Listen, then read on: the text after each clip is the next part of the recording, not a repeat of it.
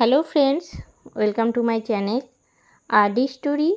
আমার আজকের রেসিপি বাঙালির অত্যন্ত প্রিয় খিচুড়ি। যে কোনো বৃষ্টির দিনেই কিন্তু খিচুড়ি আমাদের প্রত্যেকের বাড়িতেই হয়ে থাকে। দেখে নিন আজকের রেসিপিটা। এখন বর্ষাকাল, এই সময় এই রেসিপিটা কিন্তু খুবই ভালো লাগে। কেমন লাগলো রেসিপিটা অবশ্যই আমাকে কমেন্ট করে জানাবেন। এখন বর্ষাকাল, আর বর্ষাকাল মানেই আমাদের প্রত্যেকের বাড়িতেই হয়ে থাকে খিচুড়ি। আজকে তৈরি করব এই রেসিপিটায়। তার জন্য সবার প্রথমে নিয়ে নিয়েছি মুগের ডাল। মুগের ডালটা আমি হালকা করে আগেই ভেজে নিয়েছি। ভেজে নিয়ে ভালো করে ধুয়ে নিচ্ছি। এক্ষেত্রে আমি ভাজাটা আর দেখালাম না, হালকা করে ভেজেছি। এরপরে 2 থেকে 3 বার আমি ধুয়ে রেডি করে নিয়েছি ডালটা। অন্যদিকে গ্যাসের মধ্যে আমি হাঁড়ি চাপিয়ে নিয়েছি, যে হাঁড়িতে তৈরি করব খিচুড়িটা। আন্দাজ মতন জল দিয়েছি আর দিয়ে দিলাম হলুদ, 1/2 চামচ হলুদ দিলাম। দিয়ে নিয়ে খুব ভালো করে নাড়াচাড়া দিয়ে নিলাম। এরপরে এর মধ্যে দিয়ে দেবো মুগের ডালটা। মুগের ডালটা কিন্তু সবার প্রথমে সিদ্ধ করতে দেবো। চাল আর ডাল কিন্তু একসঙ্গে দেব না, তাহলে চালটা খুব তাড়াতাড়ি সিদ্ধ হয়ে যাবে। যেহেতু গোবিন্দভোগ চালের খিচুড়ি করব, তার জন্য চালটা কিন্তু আগেই সিদ্ধ হয়ে যাবে আর ডালটা কিন্তু সিদ্ধ হবে না। তার জন্য সবার প্রথমে আমাদের ডালটাকে সিদ্ধ করে নিতে হবে। ডালটা দিয়ে দিলাম হাঁড়ির মধ্যে, আর এখন খুব ভালো করে ফুটতে শুরু করে দিয়েছে। সেদ্ধ হতে দিয়ে দিলাম।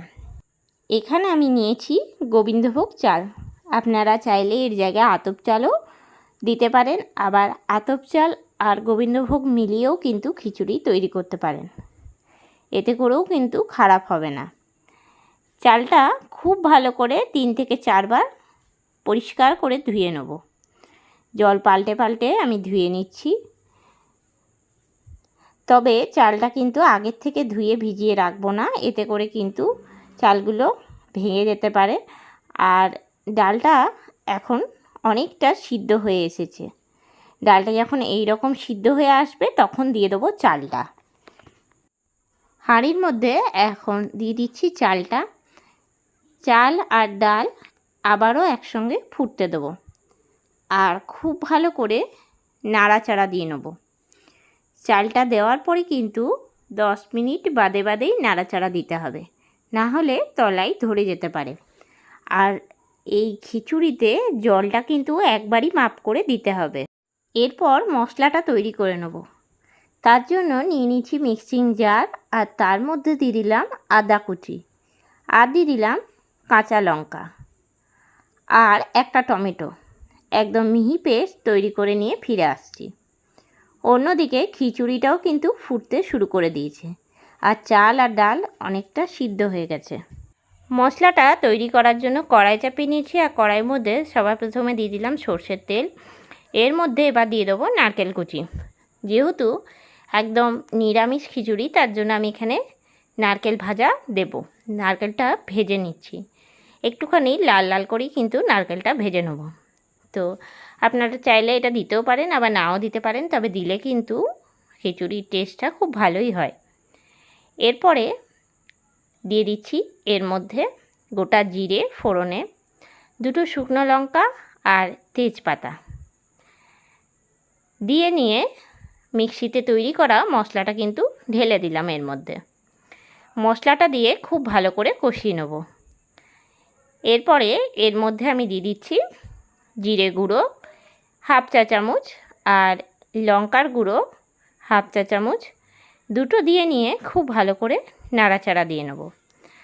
কড়াইয়ে কিন্তু মশলাটা খুব ভালো করে কষিয়ে নিতে হবে। গ্যাসের ফ্লেমটা লো টু মিডিয়ামে রাখবো। এরপরে এর মধ্যে দিয়ে দিচ্ছি 1/2 চামচের মতন কাশ্মীরি লঙ্কার গুঁড়ো, সামান্য কালার করার জন্য। দিয়ে নিয়ে খুব ভালো করে আমি নাড়িয়ে নিচ্ছি।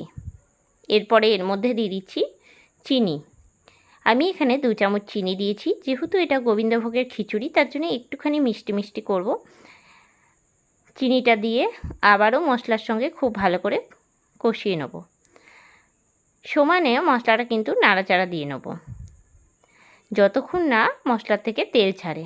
যেহেতু এর মধ্যে টমেটো দেওয়া আছে, টমেটোর একটা কাঁচা গন্ধ থাকে, তার জন্য কিন্তু সমানে নাড়াচাড়া দিতে হবে। বেশ কিছুক্ষণ নাড়াচাড়া দেওয়ার পরে কিন্তু মশলাটা হয়ে গেছে। আর অন্যদিকে খিচুড়িটাও কিন্তু সম্পূর্ণ হয়ে এসছে, জলটাও প্রায় শুকিয়ে গেছে। ঢেলে নিলাম খিচুড়ির মধ্যে, মশলাটা পুরোপুরি কিন্তু দিয়ে দিলাম। আর এখনও পর্যন্ত কিন্তু লবণটা দিইনি, এরপরে দিয়ে নেব লবণ। আমি এখানে আন্দাজ মতন লবণ দিচ্ছি, আপনারাও আপনাদের খিচুড়ির পরিমাণ বুঝে কিন্তু লবণটা ব্যবহার করবেন। লবণটা দিয়ে নিয়ে আর মশলাটাও দেওয়া হয়ে গেছে, তল ওপর করে খুব ভালো করে কিন্তু নাড়িয়ে নেব, যাতে চারিদিকে মশলাটা হয়ে যায়। তল ওপর করে খুব ভালো করে নাড়াচাড়া দিতে থাকবো। আর গ্যাসের ফ্লেমটা কিন্তু লোতেই রেখেছি। খিচুড়ি কিন্তু প্রায় হয়ে এসেছে। আর এই রকম জল কিন্তু রাখবো, কেননা খিচুড়িটা যখন ঠান্ডা হবে তখন কিন্তু অনেকটাই বসে যাবে। একটুখানি জল জল রাখবো। খুব ভালো করে খিচুড়িটা নাড়াচাড়া করে নিয়েছি। এরপরে ভেজে রাখা নারকেলটা দিয়ে দিচ্ছি। কিছুটা নারকেল ভাজা দিলাম, দিয়ে নিয়ে চারপাশে মিশিয়ে নেব। আর আগেই বললাম, এই নিরামিষ খিচুড়িতে যদি নারকেল ভাজা দেওয়া হয় তাহলে কিন্তু খেতে খুবই সুন্দর লাগে। গ্যাসটা বন্ধ করে দিয়েছি আর উপর থেকে কয়েকটা নারকেল ভাজা ছড়িয়ে দিলাম। আর দিয়ে দিচ্ছি 1 চামচ ঘি। ঘিটা দিয়ে আমি এবার ঢাকা দিয়ে দেবো। তৈরি হয়ে গেল খিচুড়ি। আর যখন পরিবেশন করব তখন খুব ভালো করে একবার নাড়িয়ে নেব, তাহলে কিন্তু হবে। এরপরে খিচুড়ির সঙ্গে খাওয়ার জন্য কিছু ভাজা করে নিচ্ছি। যেমন আমি এখানে আলু কেটে রেখেছি, আলু ভাজা করে নেব। তো আলুটা আমি এরকম গোল গোল করে নিয়েছি আর গোল গোল করে কেটে দিয়ে দিয়েছি তেলের মধ্যে, আর একটুখানি লাল লাল করে ভেজে নিচ্ছি। এইরকম কড়া করে ভাজা কিন্তু খিচুড়ির সঙ্গে খেতে খুবই সুন্দর লাগে। আলু ভাজাটা তুলে নেওয়ার পরে পটল কেটে নিয়েছি, আর পটলটা ঠিক এইরকম বড় বড় সাইজের নিয়েছি। আর নুন হলুদ কিন্তু আমি আগে থাকতেই মাখিয়ে নিয়েছি। এইরকম দুভাগ করে পটল ভেজে নিয়েছি। আর খিচুড়ির সঙ্গে কিন্তু বিভিন্ন রকমের ভাজা খেতেই ভালো লাগে। পটলটাও এখন প্রায় ভেজে নেওয়া হয়ে গেছে, তুলে নিচ্ছি পটলটা। পটলটা ভেজে নেওয়ার পরে ভেজে নিচ্ছি এর মধ্যে বেগুনটা একটুখানি ছোট সাইজের নিয়েছি। আর বেগুনটার মধ্যে আমি নুন হলুদ আর তার সঙ্গে সামান্য পরিমাণের বেসন মাখিয়ে নিয়েছি। বেসন মাখালে কিন্তু বেগুনটা একদম শক্ত হয়ে থাকে, বেশ সুন্দর, আর খিচুড়ির সঙ্গে খেতেও কিন্তু খুব ভালো লাগে। মাঝখানটা কিন্তু দুভাগ করে নিয়েছি আর দেখে নিয়েছি ভেতরে পোকা আছে কি না। আর এইরকম ছোটো বেগুন এরকমভাবে খেতে, মানে ভাজা খেতে খুবই ভালো লাগে। বেগুনটাও ভাজা হয়ে গেছে। এরপরে আমি ভেজে নিচ্ছি পাঁপড়। আজকে আমি এই ভাজাগুলো দিয়েই কিন্তু খিচুড়িটা পরিবেশন করব। আপনারা এর সঙ্গে চাইলেও অন্য কিছুও ব্যবহার করতে পারেন, যেমন আলুর দম, এটাও তৈরি করতে পারেন। তবে আবারও আমি অন্যরকম খিচুড়িও আপনাদের সঙ্গে শেয়ার করব। এখন পাঁপড়টাও ভেজে নেওয়া হয়ে গেছে আর তুলে নিয়ে এবার আমি প্লেট রেডি করছি। একটা প্লেট নিয়ে নিয়েছি আর প্লেটের মধ্যে খিচুড়িটা খুব ভালো করে নাড়াচাড়া দিয়ে দিচ্ছি। আর এখন ঠান্ডা হয়েছে বলে খিচুড়িটা কিন্তু একদম বসে গেছে। এরপরে এর মধ্যে দিয়ে দেবো ভাজাগুলো। সবার প্রথমে কিন্তু আলু ভাজা দেব। আলু ভাজা দিয়ে দিলাম। এরপরে দিয়ে দিচ্ছি ভেজে রাখা পটলটা, তারপরে দিয়ে দিচ্ছি বেগুনটা, আর তারপরে পাঁপড়টা। পুরোপুরি রেডি আজকের রেসিপি। তৈরি হয়ে গেল আমার আজকের রেসিপি খিচুড়ি।